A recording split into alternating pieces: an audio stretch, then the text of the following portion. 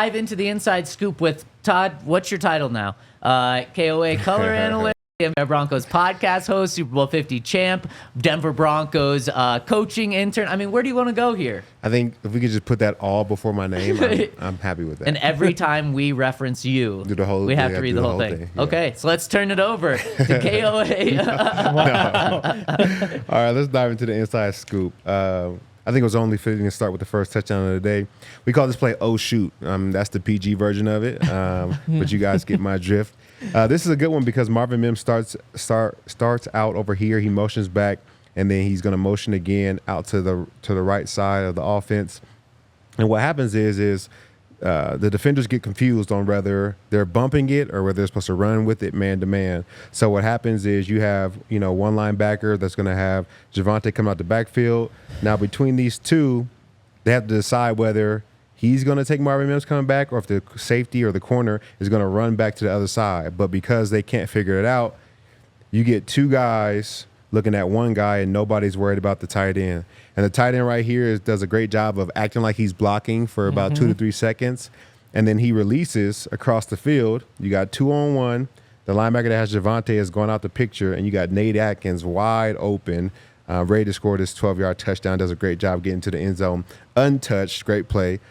And they say, "Oh, shoot," because by the time you realize it, that's what you say when you're on the field.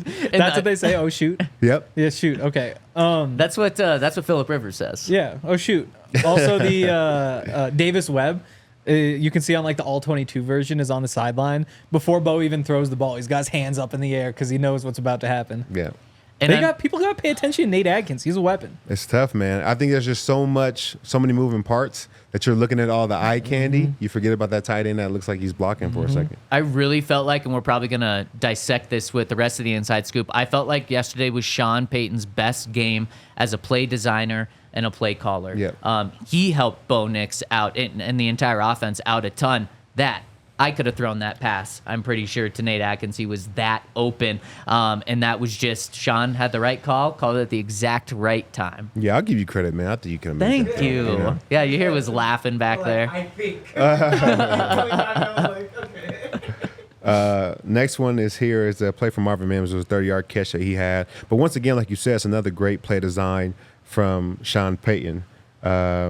So this is like a 3-by-1 look. You got two running backs in the backfield. And what Sean Payton does right here is he knows they're playing zone. So what he does is he overloads the zone to this left side. So you're going to have both these wide receivers go vertical. And then you're also going to have Courtland Sutton come across. And then you're also going to have Marvin Mims run on a wheel. So it's hard to cover your man going back the other direction in zone. Because typically you would have 2 on this side, you take those 2, 3 on this side, you take those 3. But when somebody comes to overload the zone, you have to understand that my 2 is now going to cross the field and I have to chase them all the way over there, and that's tough to do. And so because of this play, the defensive end doesn't take Marvin because I think he's supposed to have Marvin. That means the linebacker is going to now come back from this left side all the way to the right side to get Courtland Sutton. So really, in all actuality, it's a great play design because if he does take Marvin, okay, then Courtland's wide open. There's 2 different outlets for Bo to hit right here. He finds the wide open man in Marvin Mims. Marvin Mims goes for like 30 yards, uses his speed, and he's been, a good weapon for this Broncos offense. So Marvin Mims on a defensive end. Yeah, I would take that matchup. Yeah, I would take that too. And again, this is Sean and Bo obviously making the right read, but just dialing it up.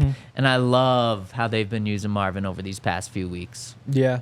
I'm curious because I think he wound up with like 3 carries for 5 yards or something like that. You don't need him to be efficient running the ball.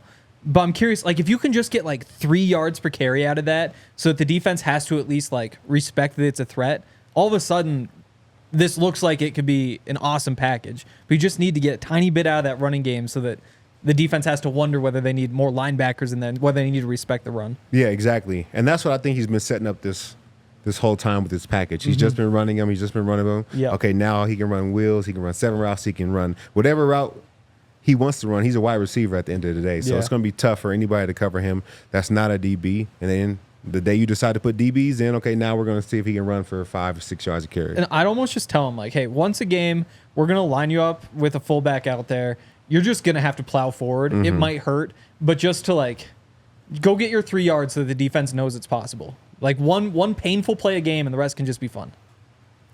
Sounds good to me. All right, next one, we got the great play to Vele. It was another 30-yard strike. I felt like this was my favorite play from Bo Nix all day. The best throw that he had all day. They're out of a 3-by-1 gun weak set, and they're running the quarters concept. So you got, this linebacker on number 2, the corners on number 1 with Cortland Sutton, and then Marvin Mims. Bo Nix is able to fit this ball in between Jesse Bates and Cortland Sutton. And we talk about them as kind of like the best tandem of safeties in the NFL, have over 50 interceptions between the two. And he does a great job of threading the needle in between this linebacker, this safety, and then Justin Simmons over the top, which was who you'll see coming to the picture later. He does a great job because, honestly, because of how the play is set up, this safety has no work. There's nobody for him to cover. He's literally sitting in a quarter of the field, and he's locked up on him. This linebacker's going to have 2, so he could poach any route coming from the front side of the formation. But Bo Nix does a great job of making a throw that he was not able to get to, and it leads to a big play for the Denver Broncos offense. Yeah, and I'm so happy you highlighted this, just how difficult it was, and just perfect read, perfect throw. For sure. All right, next one we got. This was the touchdown from Javonte. I thought this was just good effort by him, good effort by the team, and this is what you want when you talk about being like a dominant team on running the ball. You have to be able to enforce your will on people. So they did a great job. They're running like a zone, like stretch weak. And what I really love is you see like all these old linemen up on safeties and linebackers. Like not only are they handling the front 4, but Quinn Miners is able to get up on the second level. Powers is able to get up on the second level. So they're doing a great job getting to the second level and really springing Javonte, because right here, he doesn't even get touched until Justin Simmons, the safety, who's sitting at about 12 and 11 yards, goes up to make the tackle. Like that's the first time anybody puts their hands on him. And as a running back, it's fun making people miss, but if I can run free, that's exactly what they want. And I like this play right here because this is a tough tackle right here. I think Justin came up and he did a great job of, stopping his momentum. And if he doesn't get this push, I really think that Justin's going to make this tackle and it's going to stop. They're going to have to find another way to get into the end zone. But what you see is, look at little Jordan Humphrey's already about to start pushing. You'll see Cortland Sutton come get in the mix. Quinn Miners comes and gets in there. You got the whole offensive line, really whole offense coming and pushing you in to the end zone, and that results in a great play and a touchdown. That's just imposing your will on your opponent. And I got to say, in the locker room after the game, this was the play that had guys light up more than anything else. Bo, everyone was giving him all the praise he deserves. We showed you the highlight of Pat. But even the defensive guys, even Pat, after saying Bo Nix is playing an MVP level, lit up even more when talking about this play. And Pat wasn't on the field. He was watching. And it was just like, it was that feeling, Todd, of, man, the offense is going out there and imposing their will and dominating as a defense. Let's go do that too. And then the offense just carried that momentum. But this is a play that just got people to light up. Yeah. Javonte was just giggling when he was talking about it. It was the first thing he wanted to talk about, was like how he was just getting pushed and like his feet were just dangling in the air. He didn't even have to touch the ground. And it's just good to see him have a game like that where it wasn't high volume, but he's had obviously a tough time. Like most of Broncos country probably doesn't want him to be the starter at this point, because of what they've seen from Audric. He's kind of gotten lost in the shuffle, which is just a tough place to be in, especially in a contract year, especially when he knows what he was before the knee injury and probably thinks he can get back to. But even if you take this run out, his longest run of the day, he was still over 5 yards per carry. I think you throw in this one, he's at 6.6. And all of a sudden, it's like, we're getting back to real Javonte. Yeah, he was running with a different energy. He looked fast. Yeah, he looked fast. He looked quick. He looked powerful. I think when, his job's on the line, and he usually comes out, playing really hard, and he looks good. So keep it up, man. Keep running hard. Keep playing hard. All right, we talked about this. This is a little bit of the screen game that Sean Payton had. This was one of the touchdowns from the wide receivers. He also had another touchdown, same exact play, same spot on the field, and found a way to, trick the Falcons defense once again. But this is the screen to Troy Franklin. And what I like to see is just a body on a body, a hat on a hat. So you got Burton coming out the backfield, one-on-one with Judon, and Judon easily has 40, 50 pounds on him. You see Quinn one-on-one with the linebacker. You see Cortland Sutton one-on-one with the corner. Like, he is completely untouched. We talked about it on Javonte's run. Like, This is great block. Look at this block right here. That's getting thrown out the club. Like, sir, you're done. You had too many drinks. You got to get out of the club. Like, these guys are running scot-free and able to find the end zone just because the offensive line is blocking so hard, so tough, doing a great job. And they care about it so much that it's allowing for other players to eat. And they're really playing selfless football right now, and that's what allowed for Marvin Mims to get into the end zone right here. So is it that selfless football? Is it the design? What is it that allowed 2 screens to go for touchdowns yesterday, where Sean Payton was the one who admitted we haven't had success on wide receiver screens the first 18 months I'm here? I think it's the effort. I think this is what's setting people apart, because even right here, you look at Cortland Sutton, like, there's no way this guy is going to make the touchdown, and he's still blocking him, like, aggressively, trying to throw him off to the sideline. Like, they did a great job allowing for Troy to have nothing but space. I mean, the first time he is touched is right here on the 1 yard line. He's in. Yeah. Like, they did a great job. You got guys blocking in the end zone. Like, that's what you want to see from your offense. This one's my culture. favorite. Yes. My favorite, because you can just look at Quinn and the guy he just blocked, who's just laying on his back in front of him, and Quinn just standing there. Yeah. Told you to love get out that. the club. The other thing about this one is that sometimes the Broncos kind of telegraph their screens. So, like, there was the one to Marvin last week where they have Nate Adkins split out wide and Lil Jordan split out wide.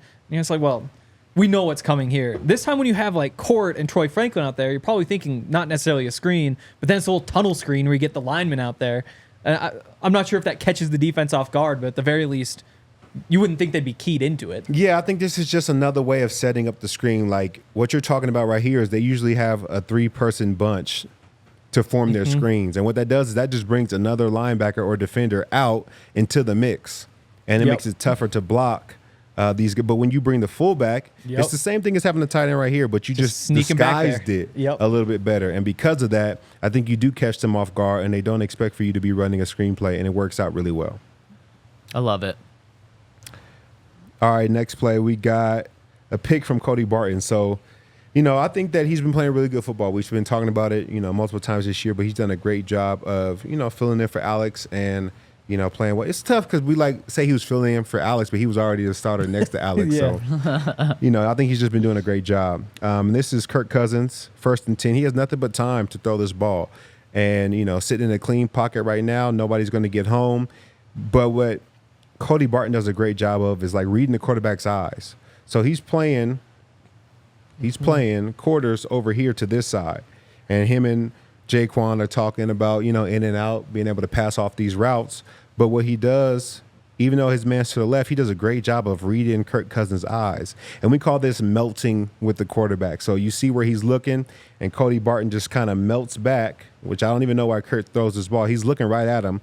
The receiver's trying to bend this in, get it behind Cody to be able to get up the field to make a play. And Cody just simply kind of melts back and is reading Kirk Cousins the entire way. And Kirk throws it right to him, and he's right in front of the receiver. So great play by Cody Barton. He's playing good football. I think he'll continue to do so. I love that you broke this one down, because I think when it happened, everyone was just like, wow, what an idiot play from Kirk Cousins there. Like, he just threw it right to Cody. But it was actually Cody who kind of was the one to make that happen. For sure. It wasn't just that Kirk made a bad play, which he obviously made a bad decision, but Cody made a really good play too. That's also the penny front again, which I feel like we haven't seen as much of since Alex got hurt.